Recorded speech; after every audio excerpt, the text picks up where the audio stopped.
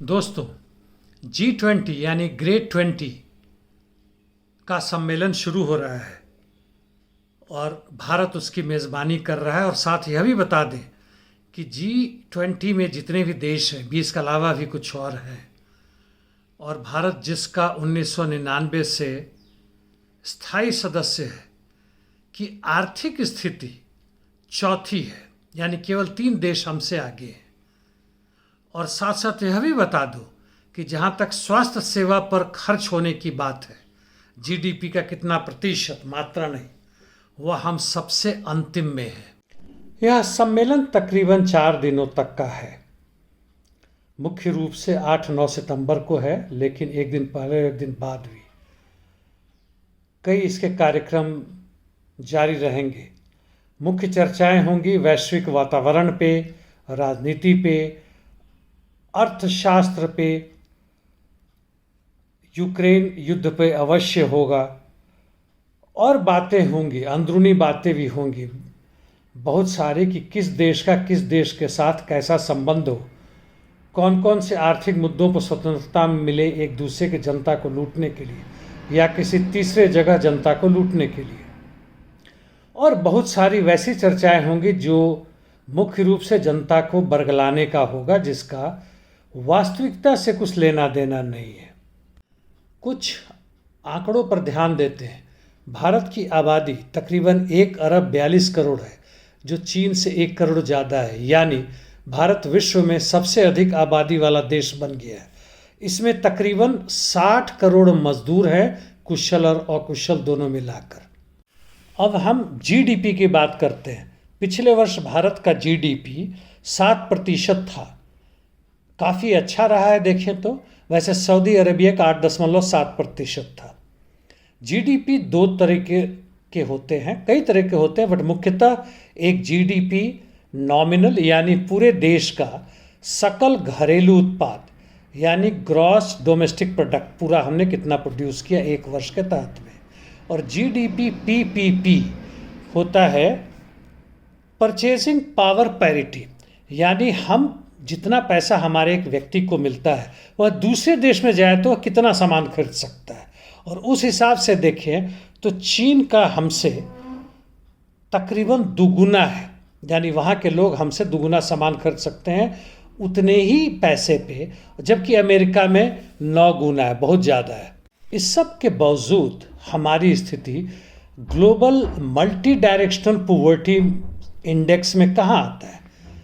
इस इंडेक्स का आकलन देश की स्वास्थ्य व्यवस्था, शिक्षा और जीने के तौर तरीकों पर निर्भर करता है।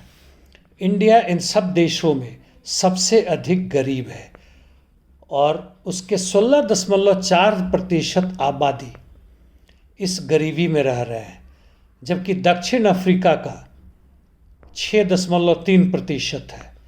एम्प्लॉयमेंट की बात लें तो लेबर फोर्स पार्टिसिपेशन यानी पूरे श्रम शक्ति का कितने मजदूर इस एम्प्लॉयड हैं या एम्प्लॉयमेंट के लिए मांग कर रहे हैं, तो भारत में 50% से भी कम, यानी जिस 60 करोड़ की बात की थी उससे आधे से भी कम लोग एम्प्लॉयड हैं। यदि ऑर्गेनाइज सेक्टर में कहें तो वह तकरीबन 4 या 5% ही हैं, बाकी सब अनऑर्गेनाइज सेक्टर में हैं। यदि हम स्त्री ताकत की बात करें, स्त्री मजदूरों की बात करें, तो वह तो और भी कम है। 24% से भी कम स्त्रियां भारत में एम्प्लॉयड हैं। इसके बाद स्थिति आती हमसे भी खराब स्थिति में सऊदी अरेबिया, जहाँ तक औरतों की बात है वह तकरीबन 19% है। Human development index bye and large वही चीज़ है, हम G20 में सबसे नीचे आते हैं और पूरे दुनिया में ले लें तो हमारी स्थिति 132वां है। स्वास्थ्य मद में यदि खर्च की बात करें जीडीपी का हिस्सा प्रतिशत, तो हमारा 3% है। अमेरिका का 19% है। जीडीपी में हमारा सबसे नीचे से दूसरे पायदान पे आता है।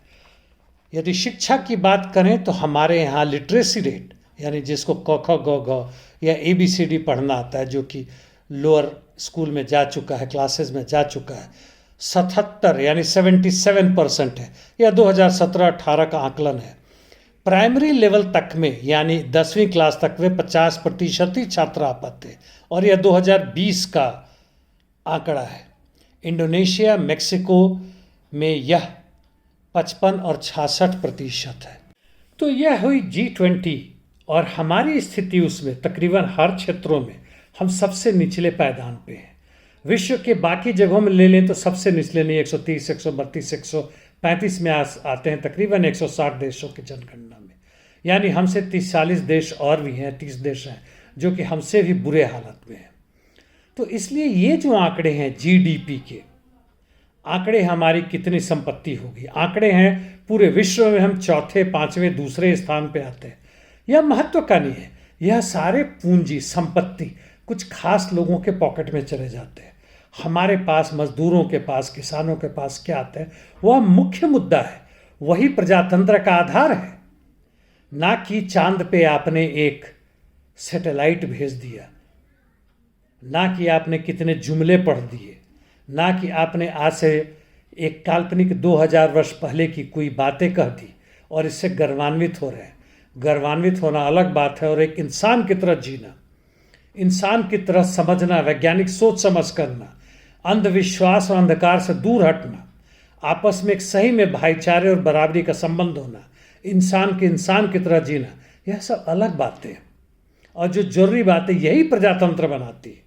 यह नहीं है तो बाकी सब प्रजातंत्र है वह बड़े लोगों का है, वह जुमले वाले लोगों का है, वह हमारे लिए नहीं है। और यह वही लोग हैं जो हमारे द्वारा उत्पन्न किए हुए संपत्ति पर ऐश करते हैं और हमारे ऊपर शासन करते हैं। धन्यवाद।